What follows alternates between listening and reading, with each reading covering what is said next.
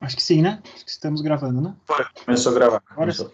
Então, alunos, caros alunos do primeiro módulo, sejam bem-vindos mais uma vez. Semana passada a gente teve a nossa conversa sobre temas da realidade do mundo da segurança do trabalho com o Alisson Kinaia. Vocês tinham as tarefas de botar perguntas para ele. E hoje, então, ele vem responder as perguntas para vocês, tá? Então, seja bem-vindo, Alisson, de novo. A gente vai direto às perguntinhas, tá? As perguntas, se vocês mandarem alguma pergunta hoje mesmo, na sexta-feira, eu não vi, tá? A gente compilou essas perguntas ontem, quinta-feira à noite, mandei elas para o Alisson, então só as perguntas que tinha lá no sistema até quinta-feira à noite, tá?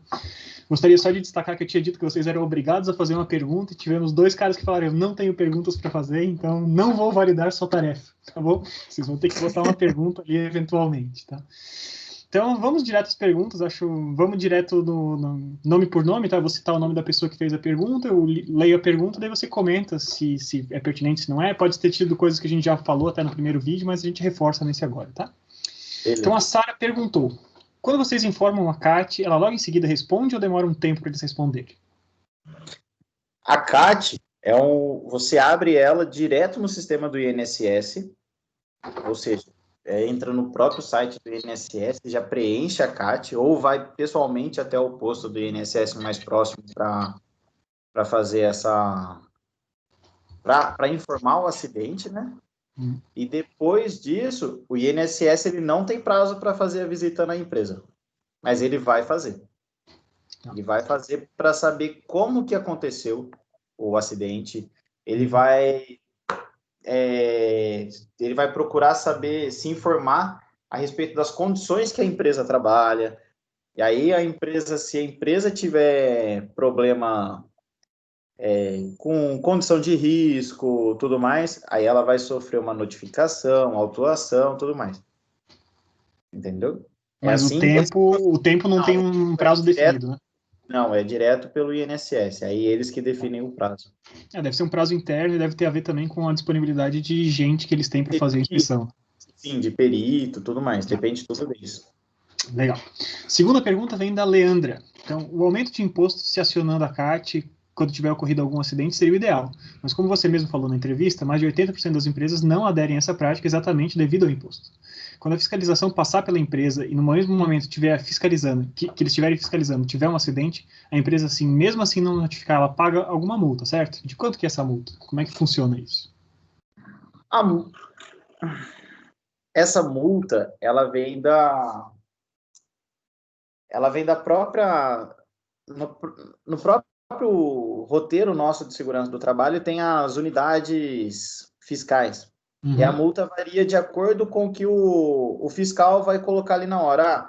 Vai pagar não sei quantas unidades fiscais porque não corresponde a isso, mas não sei quanto por ter subnotificado isso. Então, a multa em si depende do que o fiscal vê ali na hora, entendeu? Não é um valor fechado. Tá. Então, para cada ponto, subnotificou, tem um valor de multa.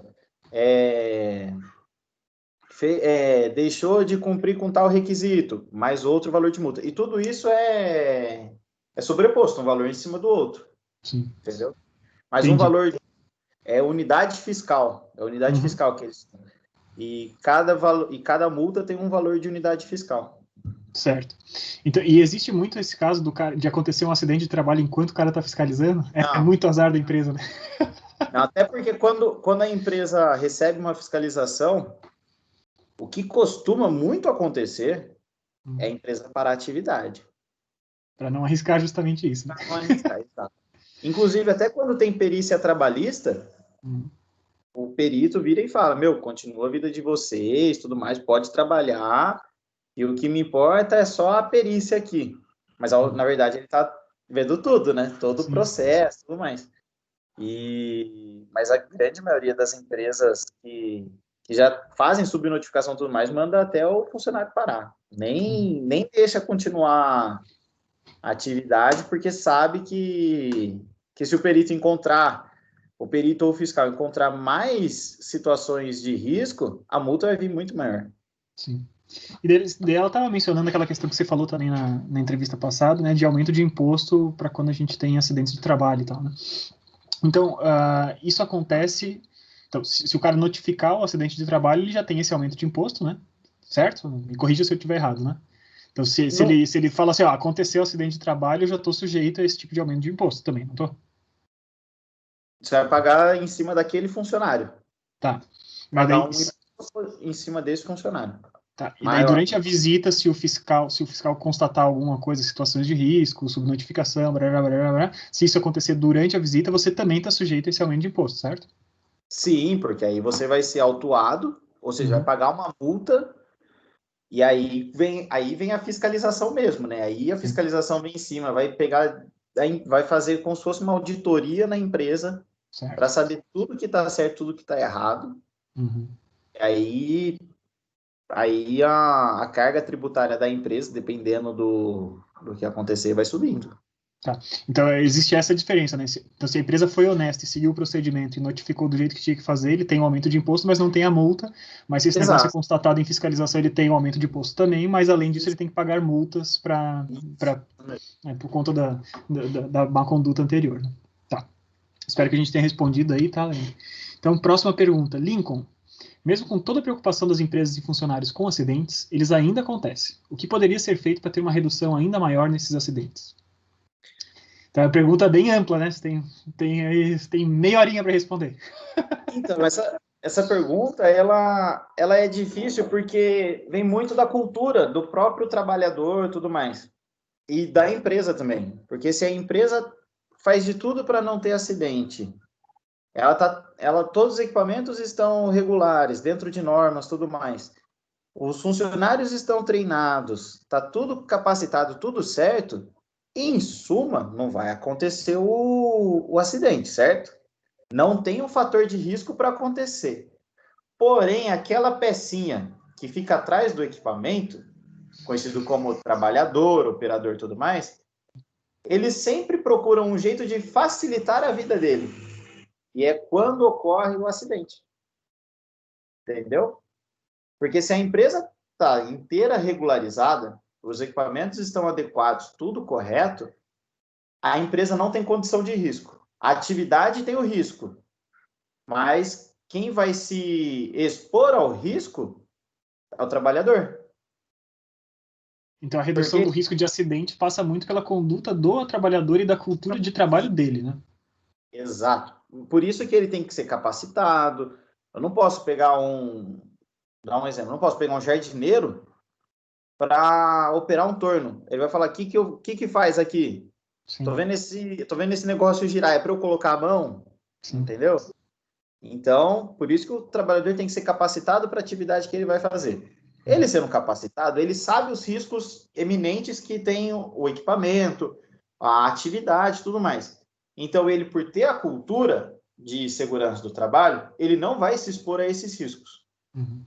Se ele se expôs, ele assumiu o risco. Então, a empresa já não tem mais culpa nisso. Uhum. Entendeu? Então, a empresa propõe toda a eliminação do risco. A empresa elimina todos os riscos. Para o trabalhador se machucar, se acidentar, ele vai ter que burlar a regra e tudo mais, ele que vai ter que se expor ao risco. Então, a partir desse momento, como ele se expôs ao risco, a empresa está isenta, entendeu? Certo. Daí, fazendo link então com a pergunta anterior, né, que está falando bastante de fiscalização e tal. Então, acho que me parece, tá, se me corrige, não sou especialista do assunto, tá, mas me parece que muito da fiscalização tem a ver com as condições que a empresa oferece aos funcionários, né? E além disso, então, claro, isso é uma condição mínima, né? Sem dúvida, né? A empresa tem que prover essas coisas, não é responsabilidade do funcionário prover isso, está na responsabilidade da empresa prover as condições seguras de trabalho. Mas além disso, existe alguma coisa que é meio que infiscalizável, é impossível de você fiscalizar se o funcionário está de fato seguindo tudo que foi passado para ele, né? Então, acho que a sua resposta toca um pouco nisso, né? Toca um pouco nesse lado que é impossível de você conferir se o cara está, de fato, fazendo as coisas como ele deveria fazer e como ele foi treinado. Então, aí é por isso que nós temos dentro da empresa o técnico de segurança, o engenheiro de segurança, a CIPA, os cipeiros, tudo mais, que aí essas pessoas vão fazer o quê? Vão corrigir o jeito que o trabalhador está se expondo ao risco, entendeu? Sim. Então, na sua opinião, essa é a melhor maneira de reduzir ainda mais os riscos de acidentes, né? Você investir na cultura organizacional e na cultura de trabalho. Na cultura de segurança do trabalho. Legal, Lincoln. Eu espero que tenha respondido aí, Lincoln, tá? Pergunta da Marjorie, já outro enfoque. Você acha que ela está falando mais da sua atuação enquanto técnico lá do IF, tá? Então, qual conselho você mais costuma dar aos seus alunos? Então, vamos pensar. Talvez você possa dividir a resposta em duas, né? Um conselho para os alunos enquanto futuros profissionais ou enquanto alunos mesmo, durante as aulas. Então, divide essas duas coisas, hein?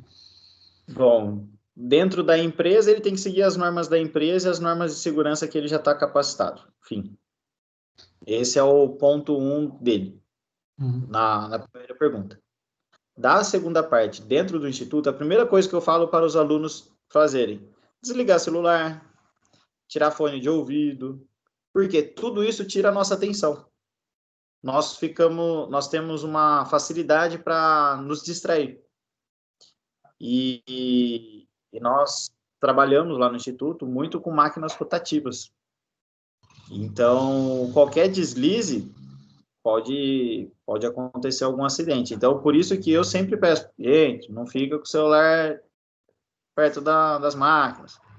Fica com os EPIs, menina, não fica com o cabelo solto, porque pode acontecer algum acidente. Não precisa colocar a cara dentro do torno para poder ver a fagulha saindo, o cavaco saindo. São alguns dos conselhos que nós pedimos, né? E Sim. nós informamos isso também, desde sempre, né?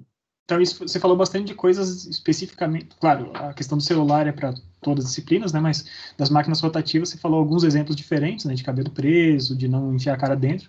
Mas a gente tem outros tipos de aulas que a gente tem, por exemplo, aulas de fundição, aula de soldagem, né? Sim. Então, quais são os tipos de riscos que você percebe que os alunos às vezes se expõem nessas coisas que envolvem outros tipos de risco, como choque elétrico, como calor e tal? Na parte de solda, um dos riscos que normalmente acontece é um aluno abrir o arco de solda e o outro tá sem máscara. Aí ele queima a vista assim rápido. Esse é o mais comum que a gente tem lá no Instituto. E quando eu falo queima a vista, não é de vai ficar cego. Não, é aquela luz bem clara, bem forte que acontece e o aluno e você fica ali uns 4, 5 segundos até a nossa visão voltar ao normal. Por isso que a gente sempre fala, tá na área de solda, então evita ficar sem a máscara, todos os EPIs, continuar com todos os EPIs, os EPIs na solda, a luva de raspa, o avental de raspa, a máscara, o protetor de cabelo e nuca, o calçado de segurança, calça jeans, porque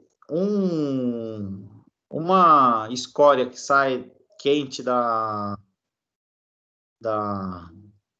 do eletrodo, alguma coisa, ou na hora que vai bater com o picão para tirar a casca da escória e tudo mais, tá quente, então pode queimar.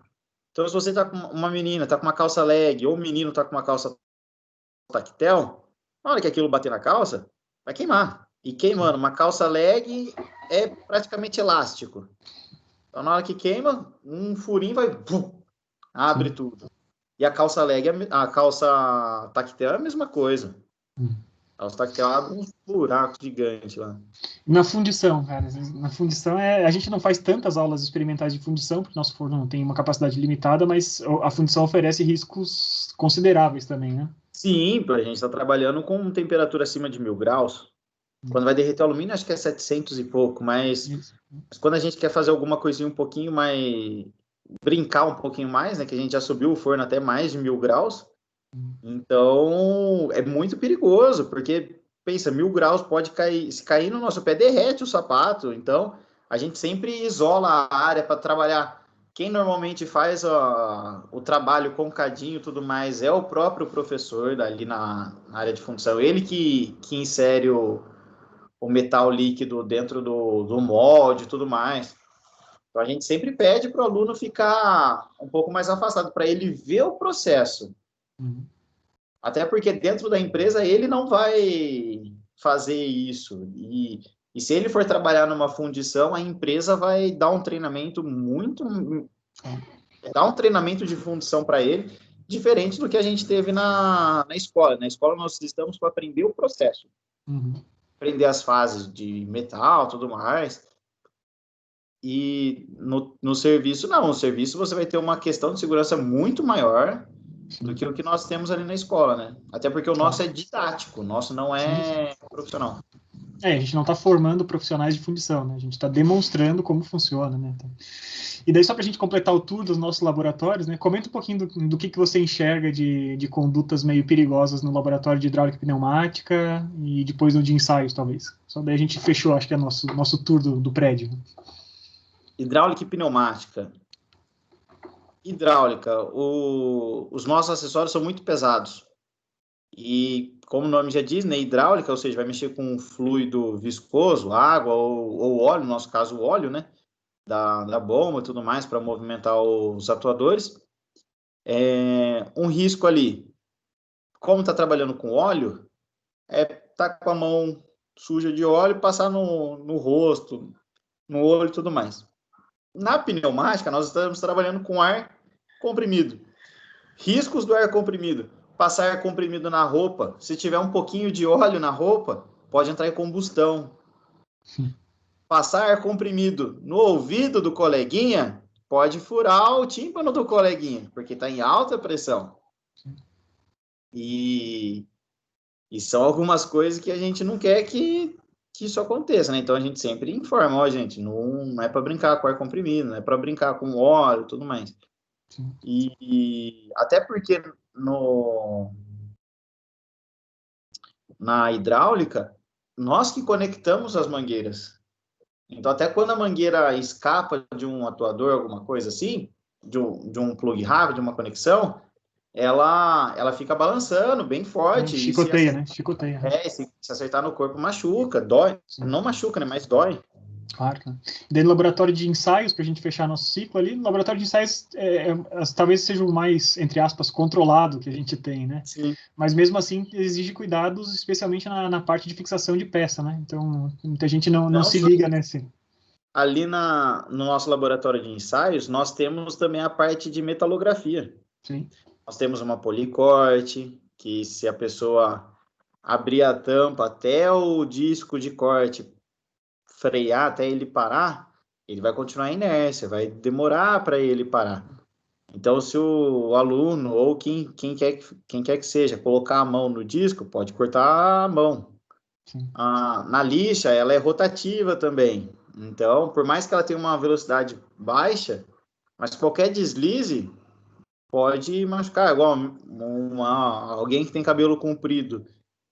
Se der uma bobeada na hora que está lixando, o cabelo entrar no sentido ali da lixa, pode enrolar todo o cabelo no equipamento. Sim. E com relação à máquina de ensaio em si, o risco ali é quando está fazendo um ensaio de compressão, que acho que nós já fizemos com tijolos, né?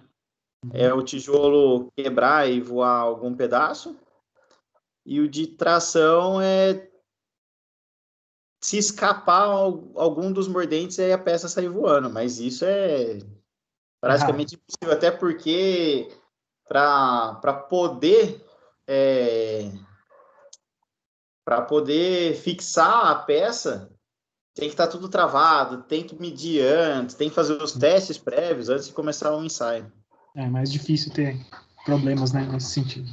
Então, Marjorie, acho que fizemos um tour bastante completo aí das dicas que o Alisson dá para todos os tipos de aula que a gente pode ter dentro do prédio da mecânica, né? Espero que você tenha compreendido aí os riscos que estão envolvidos com cada uma das disciplinas. Em seguida, uma pergunta do Fernando, né? Vou ler a pergunta, daí depois você comenta, né? Então, Fernando, gostaria de saber se depois das mudanças que houve, vai continuar tendo os mesmos benefícios uma pessoa que trabalha em serviço insalubre. Por exemplo, a cada 5 anos trabalhando, ganha mais 2 anos como benefício, tá?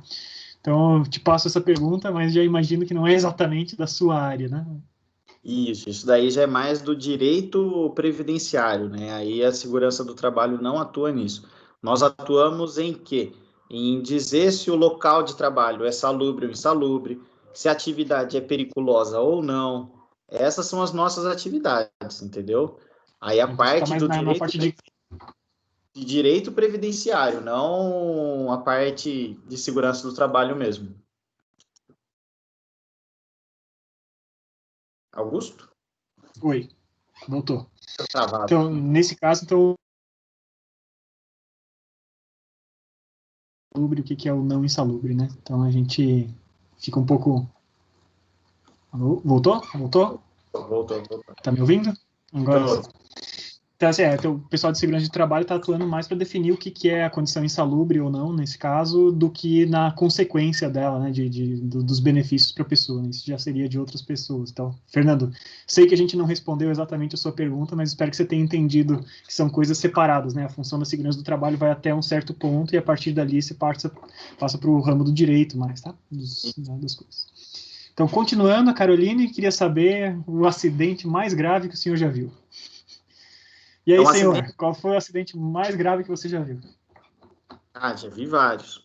Infelizmente já, mas o que eu tenho mais medo, se quiser eu até passo a foto para você depois, Augusto, mas Não, obrigado.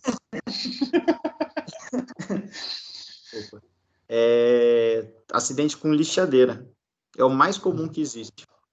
E o regaço que faz, desculpa o palavreado, mas o prejuízo que dá no ser humano é incalculável, porque uma lixadeira, ela tem a alça de apoio, ela tem a capa de proteção e normalmente nós vemos o quê? O pessoal tira todo esse pedaço para poder ter maior mobilidade com o equipamento.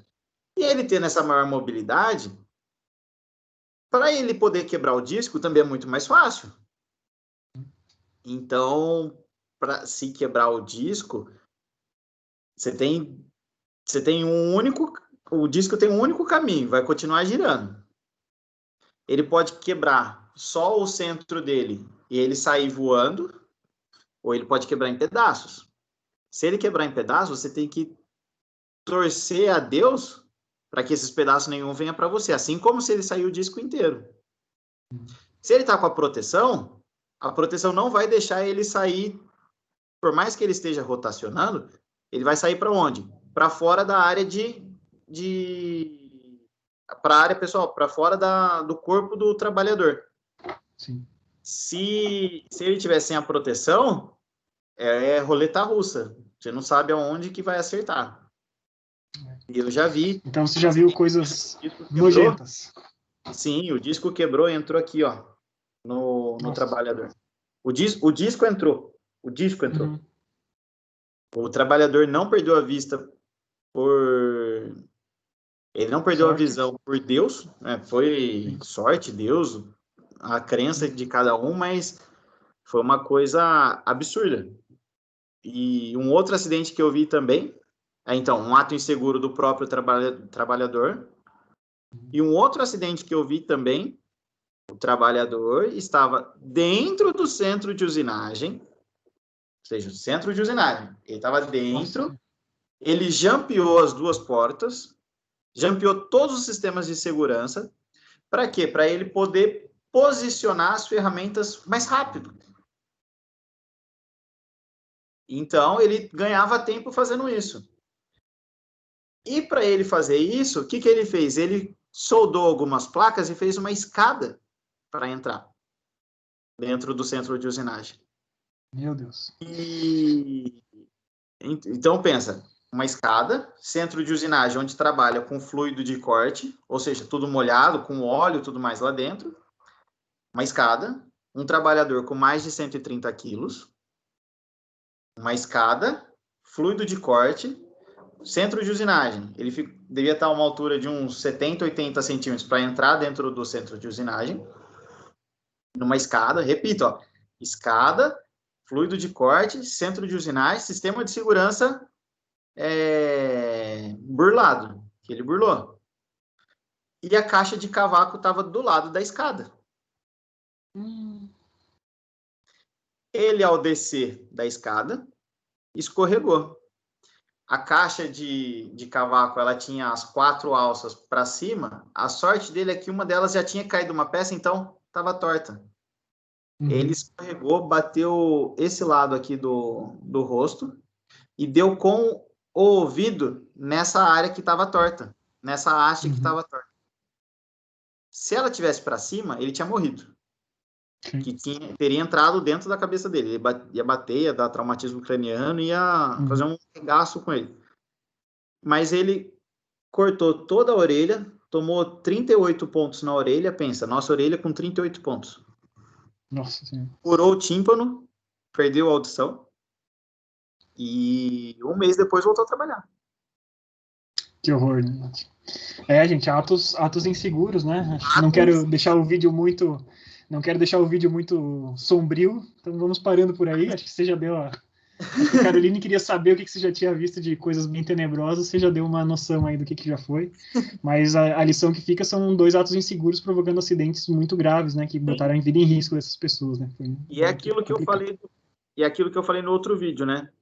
Se a empresa entrega o ferramental completo, o trabalhador ele tem que usar ele completo. Porque se ele tirou, ele pode ser demitido por justa causa por um ato inseguro. Mas em casa, a gente não tem o controle do funcionário. A gente não sabe o que ele faz na casa dele.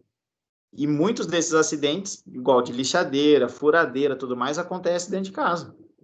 Sim. O cara vai lixar um pedacinho no portão, descalço, com o chinelo ali do lado, ele senta, trabalhando tudo errado, ele senta e aí quebra o disco. Ou a lixadeira dá aqueles trancos, aí o disco volta e corta o pé. E tem N situações que acontecem. É complicado. É meio então pesado. Vamos para a pergunta do Thiago. Chega de acidente. Cansei. Thiago, ele quer saber se é normal ainda existirem muitas empresas que ainda não prezam pela saúde e pela segurança do funcionário. Existe. Muitas empresas são inocentes nesse quesito, porque uma empresa vai construir aquela empresa uma serralheria, que o avô era serralheiro, aí o pai começou a trabalhar com o avô, aí o avô faleceu, ficou o pai e o filho, aí o pai faleceu, aí ficou o filho contratou um funcionário. O filho vai lá, registra, faz tudo certo. Mas na cabeça dele, ele tá fazendo certo. Comprou, tô dando exemplo de uma serralheria. Comprou todos os EPIs, entregou para o funcionário. Para ele, e o funcionário está registrado. Beleza, tô seguro. Não tem uma pessoa para instruir ele você precisa ter essas normas, tudo mais. A partir do momento que a pessoa instrui, ela fala, tá, beleza, o dia que dá uma fiscalização eu faço, aí é a empresa que está sendo inconveniente. Mas como o Thiago mesmo falou ali, se é normal existir empresas que não prezam pela segurança do trabalho, é normal. É normal, porque para eles é muito mais fácil pagar o imposto do acidente ou pagar o acidente, porque, por exemplo, um dedo chutando, tá? Mas antes tinha uma escala de valores de cada item da mão. O dedinho valia 10 mil reais, o dedão vale 100 mil, porque o dedão é apoio, tudo que você vai fazer na mão é apoio. O dedinho, não. Então, para a empresa compensar muito mais pagar, vou pagar 10 mil reais e dane-se, vou pagar de indenização 10 mil reais e continua, toca o barco aí. Então, é muito normal. É triste isso, né? Porque tudo bem que você tem que ter valores diferentes para partes diferentes, mas acho que o princípio seria a saúde integral do cara, né? Idealmente você não perderia nenhum pedaço de unha, né? É triste isso, mas é fato que esse cálculo financeiro rola também, né? O cara calcula, eu gasto tanto por ano para fazer segurança do trabalho, ou eu arrisco talvez ter que pagar uma indenização, às vezes vale mais a pena, fiscalmente falando, o cara dizer, não faço nada de segurança do trabalho, se der algum problema eu pago esse problema. Sim, e é aquilo que eu falei, né? Tem o e-social, falei lá no outro vídeo, tem o e-social que foi feito para ajudar a fiscalizar, porém já se perdeu no meio do caminho. E é tão normal ter empresa que não preza pela segurança do trabalho, como é normal a empresa que sonega imposto. Isso é a coisa mais normal que tem no Brasil. Bom, última pergunta, Yuri. Sobre a pouca fiscalização de empresas no Brasil, por que a quantidade de empresas que é fiscalizada é tão baixa, sendo que apenas 1% delas é fiscalizado por ano? Pelo número de fiscais que nós temos. O Brasil é um país continental, em dimensões continentais. E é muito difícil.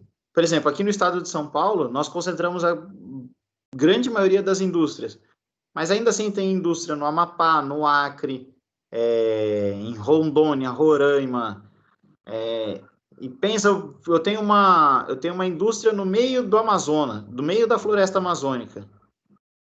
Para chegar a alimento já é difícil. Imagina uma fiscalização. Sim. E normalmente as empresas que são fiscalizadas são as grandes empresas, porque tem um número de funcionário elevado, tudo mais, então ele vai, eu vou fiscalizar essas e as outras.